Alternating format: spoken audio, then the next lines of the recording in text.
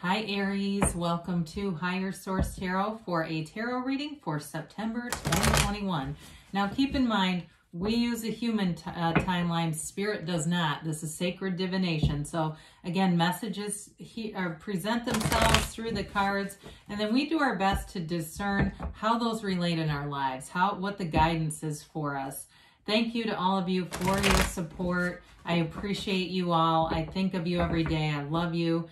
We're connected energetically, so we will stay together. I'll keep reading because I absolutely love it. And if you are new here, welcome to you. I post new readings every Friday, then again on Monday. So if a reading doesn't resonate, come back in a couple of days and just watch a new reading. Mondays are a different format every week. Not too long ago, I posted a 4-month predictive kind of a reading. So if you haven't seen that, you might enjoy that too. And if you like tarot, you like this channel, I'd love to invite you to subscribe to Higher Source Tarot. All right, let's get the advice. Whoops, card came out. We're going to use that as a clarifier. Okay, advice for Aries, Sun, Moon, Rising, and Venus. What does Aries need to know, please? What messages do you have? Another one. Wow, for Aries. Okay, cards are ready. They don't usually come out at me like that. So, yeah, okay, here we go. We'll take one from the bottom, I guess, because normally we do 3. We already have 2 that have joined us. All right, so current situation, we've got the 5 of Cups. The immediate influence is the 8 of Pentacles. You have the Ace of Wands in your destiny. The King of Wands is in the distant past, the Chariot in the more recent past. You have the 10 of Cups as the energy coming towards you. You're represented as the Devil. I do hear dog with a bone. Whatever you're on here, it's going to be hard to get you off of it, I think. You have the Knight of Wands as the person you're attracting. Page of Wands is in your hopes and fears. You have the 7 of Wands in the outcome. Now, the 2 of Wands is on the bottom, and we're going to combine it here with this Ace of Cups and 8 of Swords that came out. I feel like for you, this is about changing your perspective. You're very determined. You have a very determined energy, a conquering spirit here. And so for you, it feels like you may be a little bit stuck with that 8 of Swords and the how is this going to happen. And I've had this happen too. I mean, I've had times where, quite frankly, I felt like I got knocked flat on my back, but the outcome was what I was asking for. It just took me down a path I wasn't expecting it to happen, okay? And I'm not saying that needs to happen for you. Let's hope that we get a better path to whatever your final destination is. But sometimes when we're really pushing for something, it can actually almost leave us inert. The energy doesn't flow. It almost gets restricted like that 8 of Swords. And so for some of you, if it's a love situation, you're trying to manifest a specific person, or it's just in general, you know, there are lots of things you can do to open yourself up to possibilities. And with this Ace of Cups, it's true love. It's a never-ending love. It's unconditional. It's all the stuff you're asking for. If it's not love for you and it has to do with love or career and money and moving forward with the situation, you have a lot of action energy here. That 2 of Wands is a card of success. He's a visionary. And so with this energy, it's all about seeing what you want and then putting those feelings with it. That's really the juice, the gasoline, the energy. It's emotion is energy in motion. So your feelings are the key to things. I had a lot of younger people are getting into manifesting, and I have kids that are in college. And one of my daughter's friends said, "Oh God, don't say that. You're going to manifest it." And I said, "But your feelings are the key. So just saying something doesn't really do much unless you have a strong feeling with it. Then it will." So for you, I feel like if you've had some losses here with the 5 of Cups, you're working on things. Part of this, especially if it's been a breakup for you and it was disappointing, or a job loss, anything where it was disappointing, it feels, it's like your next thing is to amp yourself up, really recognize your worth, your value, put yourself on a pedestal. And with that 8 of Pentacles, you're doing it. You're investing, you're focused, you're driven. The 8 of Pentacles is the kind of energy that you will not stop until you get there. And with that 7 of Wands, Jesus, get out of Aries' way, because I do see you manifesting, and the Chariot here too. You've got a lot of powerful energies. It's just a matter of being careful not to get too fixated on something, and especially not the, architecting the how will this happen. So especially with the Eight of Pentacles, it's a great energy for building up money, career gains, a business, anything that you put your time into, you see a result. But I'm also going to say with health, if it's something with the physical body where you're looking to get into better shape. I hear somebody, it's like their body fat is important. It's if you're a woman, 20% I hear. I'm guessing that's not for a guy. Not that I'm saying that's bad, but, generally, men can have a little more success getting under 20%. Women can do it, but it's not easy. So anyway, with the, again, I shouldn't have said that. Then it makes it hard, doesn't it? Anyway, with the Eight of Pentacles, you're doing it. You're making moves here, Aries. So you do have change here multiple times. Sevens too in the tarot are about victory and success. You have 2 7s here. You've got 2 8s here. You've got Capricorn and Cancer here. You've got a lot of fire in this. Okay, it's a very fiery energy. And so with the Ace of Wands in your destiny, you're a master manifester. You're a creator. You're a go-getter. This is really about moving mountains. It's like that energy that creates worlds is right at your fingertips. And some of you have spent some time, you've invested time in understanding this, understanding the universe, the principles that surround us, so that it makes things easier. It's like wave your magic wand and things come together. You have great passion for life, everything you do. It's like you won't mess around with things that you're just not that interested in or excited in. It's just part of your life path. You are, though, the initiator of the zodiac. You're not afraid to take a leap of faith, get out there, take action, speak up when it's warranted.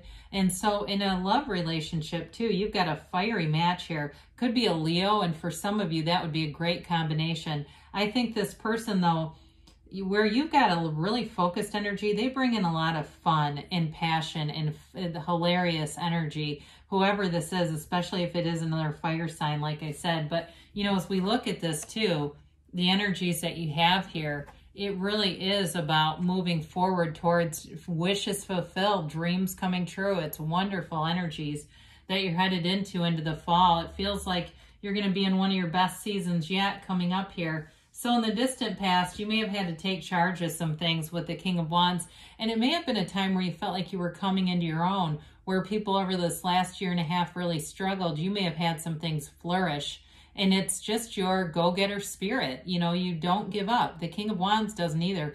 He's got that energy of, if I can do it, so can you. He does not take excuses from people. And so I do feel like this is more your energy, especially too at work. You may have made some big advancements, or what you did laid the groundwork for it. If it hasn't happened yet, you've done it. You've already set the stage. It's like you almost sit back in the audience and watch it go, because you put some things into motion that are going to be powerful energy cycles coming forward. With the King of Wands, though, it's the charisma, the leadership, taking action, and you also are attracting people around you who believe in you, who see you as a leader. I hear the word distinguished, and that seems more like at work to me. You may not be that old, but there's something about your persona, how you come across to people. They see that as you're kind of a go-to for them. What do we need to do here? So with the Chariot, for some of this may be recently, if you've had travel, here's travel in your life. For others of you, though, again, you've got very forceful energies here with the Chariot and the Seven of Wands. So like we said in the beginning, we have to be careful not to become restrictive almost with too much force. The Chariot is all about the law of attraction, manifesting, but he does use his mind. He uses some willpower here, or his own will. Okay, we all have free will, and that is part of what the Fool or the soul learns about. But when the soul meets the Chariot, the soul learns all about victory, success. It's an energy where you are protected. So in a relationship, if you've had some kind of obsessive energy around something, you can relax a little bit. The Chariot's got you. The Chariot protects and guards you. It's an energy too, though, where you're creating from the mind. All comes from the mind. We start with that in the High Priestess. And I've mentioned this concept periodically, prima materia, I think it is. And it basically means that matter comes from the mind. So everything starts within you. There's nothing out of your reach. Everything you want is already here anyway. It's just an energetic line up. It's lining up with it. And so with the Ten of Cups here, it's a happy family card. It's a card of rejoicing. Some of you have celebrations, social opportunities in September and on into the fall. I mean, it feels, again, like this trajectory takes you well into next year. But with this, it's also, too, if you've had something where you've been trying to finance something, whether it's a car or somewhere to live, but I hear finance, and that's okay. Lots of people do it. You're getting it, you know, and you get exactly what you want too. It's like all the details, the minor details that make the whole thing fun. There's no regret here. There's nothing down about this. And so you open your arms up wide and accept gifts from the universe. And if things start showing up, little things, take them. Somebody offers you coffee or lunch, take it. Don't worry about, you know, oh God, I don't want to have a thing now between us or something weird. You know, it's like the universe brings in a gift, or if you don't for some reason because it doesn't work in your mind, at least thank the universe. Say, I see that opportunity. I see what you're bringing into me. So you're represented here by Capricorn energy with the Devil. The Devil is an energy of obsession, okay? Obsession of the mind. We got to be careful with the Chariot and the Seven of Wands with this, because even though the Chariot is a very positive energy, the Devil too, he holds up his hand. It's kind of almost a play off of the Hierophant, only instead of be still and know, he's telling you he's doing everything through the five senses. And so with this, it can be a bit, like I said, of using the mind a little too much. The darkness in the card represents the shadow aspect, which is, and a lot of times it's too much concentration of what can be positive aspects. However, when you know contrast, you know what you want. And so for some of you, there's an awareness here of patterns that you're not interested in maintaining, that just don't serve you. The way that the two lovers, Adam and Eve, are shackled to the Devil, they don't have choices here. And so when the mind takes over and becomes too obsessive, we lose choice. We, in some ways, don't have free will because we're now under the control of the mind. And so we got to tell that mind to be quiet. Joe Dispenza does a lot of work on that, where he talks about the mind, brain, heart coherence, and basically telling the mind to shut up. And so for some of you, it may be about conquering this too, getting past old habits, patterns, behaviors.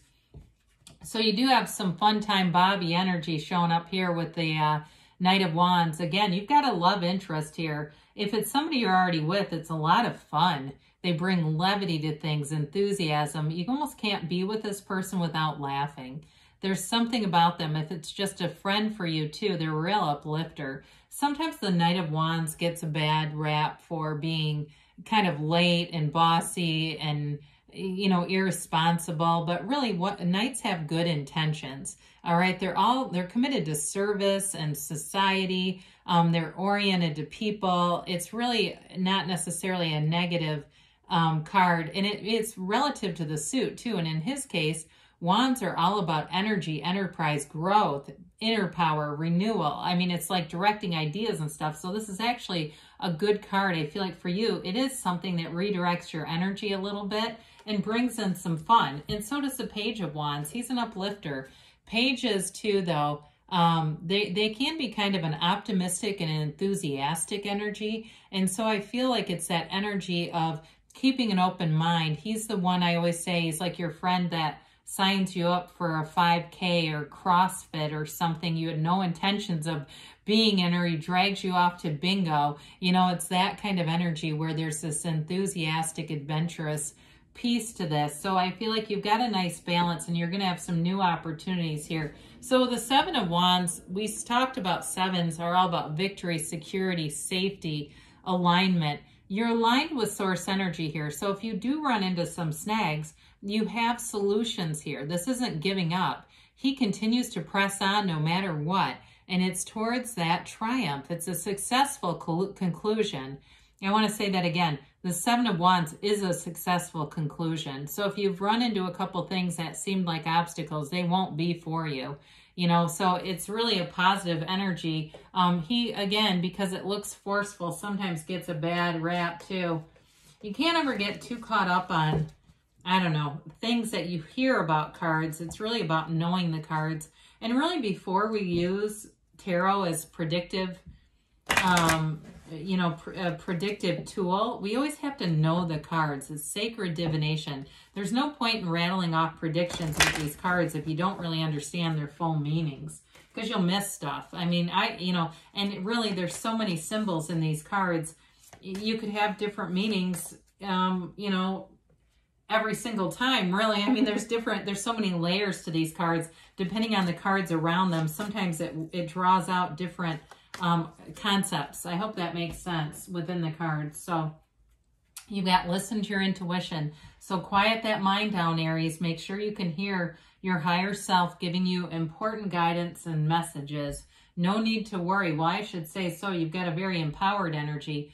Get more information. So for some of you, there may be something that you'll learn, a conversation, information that really helps to move things forward in an easy flow with ease, grace, within the next few months. So things are definitely moving forward. And we talked about this. It feels like the energy is going well into next year. It's like you've got a powerful momentum here. Now they say reconsider. I'm telling you, it's about that how. It keeps coming up. It's about the how, and just kind of reconsider how you're doing this and allow the universe to guide you a little bit. Allow the universe to be your guide. So good things are coming for you, Aries. I love you, and I'll be back again soon.